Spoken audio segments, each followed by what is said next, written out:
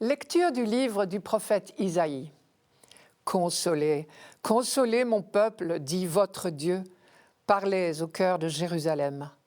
Proclamez que son service est accompli, que son crime est expié, qu'elle a reçu de la main du Seigneur le double pour toutes ses fautes.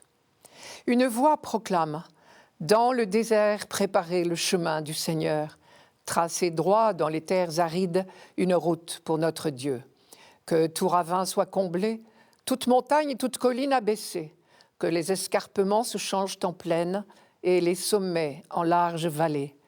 Alors se révélera la gloire du Seigneur et tout être de chair verra que la bouche du Seigneur a parlé. Monte sur une haute montagne, toi qui portes la bonne nouvelle à Sion. Élève la voix avec force, toi qui portes la bonne nouvelle à Jérusalem. Élève la voix, ne crains pas. Dis aux villes de Juda, voici votre Dieu, voici le Seigneur Dieu. Il vient avec puissance, son bras lui soumet tout. Voici le fruit de son travail avec lui et devant lui son ouvrage.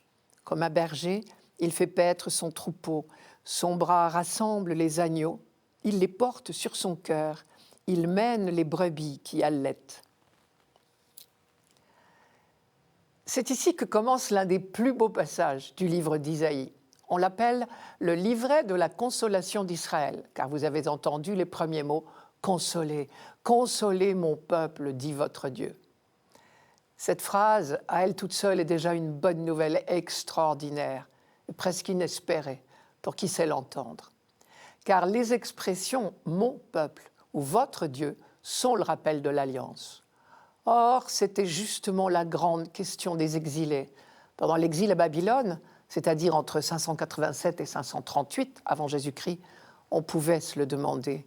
Dieu n'aurait-il pas abandonné son peuple? N'aurait-il pas renoncé à son alliance?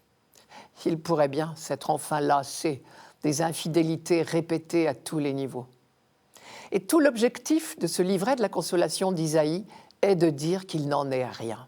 Dieu affirme encore « Vous serez mon peuple et je serai votre Dieu », ce qui était la devise ou plutôt l'idéal de l'alliance. Je prends tout simplement le texte dans l'ordre.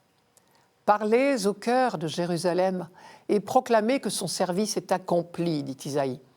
Cela veut dire que la servitude à Babylone est finie. C'est donc une annonce de la libération et du retour à Jérusalem. Que son crime est expié, qu'elle a reçu de la main du Seigneur le double pour toutes ses fautes. Alors il faut savoir que d'après la loi d'Israël, un voleur devait restituer le double des biens qu'il avait volés, par exemple 2 bêtes pour une. Parler au passé de cette double punition, c'était donc une manière imagée de dire que la libération approchait, puisque la peine était déjà purgée. Ce que le prophète ici appelle les fautes de Jérusalem ou son crime, ce sont tous les manquements à l'alliance, les cultes idolâtres, les manquements au Shabbat et aux autres prescriptions de la loi, et surtout les nombreux manquements à la justice. Et plus grave encore que tout le reste, le mépris des pauvres. Le peuple juif a toujours considéré l'exil comme la conséquence de toutes ces infidélités, car à l'époque, on pensait encore que Dieu nous punit de nos fautes. Je continue. Une voix proclame. Nulle part, l'auteur de ce livret ne nous dit qui il est.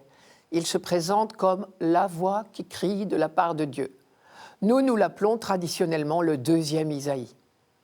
Une voix proclame « Préparez à travers le désert le chemin du Seigneur ». Déjà, une fois, dans l'histoire d'Israël, Dieu a préparé dans le désert le chemin qui menait son peuple de l'esclavage à la liberté, traduisez de l'Égypte à la terre promise. Eh bien, nous dit le prophète, puisque le Seigneur a su jadis arracher son peuple à l'oppression égyptienne, il saura aujourd'hui, de la même manière, l'arracher à l'oppression babylonienne. Tracez droit dans les terres arides une route pour notre Dieu, que tout ravin soit comblé, toute montagne et toute colline abaissée. Là encore, il faut connaître, une fois par an à Babylone, on célébrait la grande fête du dieu Marduk. Et à cette occasion, les esclaves juifs devaient faire ces travaux de terrassement, combler les ravins, abaisser les collines et même les montagnes, de simples chemins tortueux, faire d'amples avenues, et tout cela pour préparer la voie triomphale par laquelle passerait le cortège, roi et statue de l'idole en tête pour la fête de Marduk. Pour ces Juifs croyants, c'était l'humiliation suprême et le déchirement intérieur. Alors Isaïe, chargé de leur annoncer la fin prochaine de leur esclavage à Babylone et le retour au pays, leur dit « Cette fois, c'est dans le désert qui sépare Babylone de Jérusalem que vous tracerez un chemin. Mais ce ne sera pas pour une idole païenne, ce sera pour vous et votre Dieu en tête. » Alors se révélera la gloire du Seigneur, et tout être de chair verra que la bouche du Seigneur a parlé. On pourrait traduire « Dieu sera enfin reconnu comme Dieu ». Et tous verront que Dieu a tenu ses promesses. Ce texte, dans son ensemble, résonnait donc comme une extraordinaire nouvelle aux oreilles des contemporains d'Isaïe, au VIe siècle avant Jésus-Christ. Et voilà que 600 ans plus tard, lorsque Jean-Baptiste a vu Jésus de Nazareth s'approcher du Jourdain et demander le baptême, il a entendu résonner en lui ces paroles d'Isaïe, et il a été rempli d'une évidence aveuglante. Mais le voilà, celui qui rassemble définitivement le troupeau du Père. Le voilà, celui qui va transformer les chemins tortueux des hommes en chemins de lumière. Le voilà, celui qui vient redonner au peuple de Dieu sa dignité. Le voilà, celui en qui se révèle la gloire, c'est-à-dire la présence du Seigneur. Fini le temps des prophètes, désormais, Dieu lui-même est parmi nous.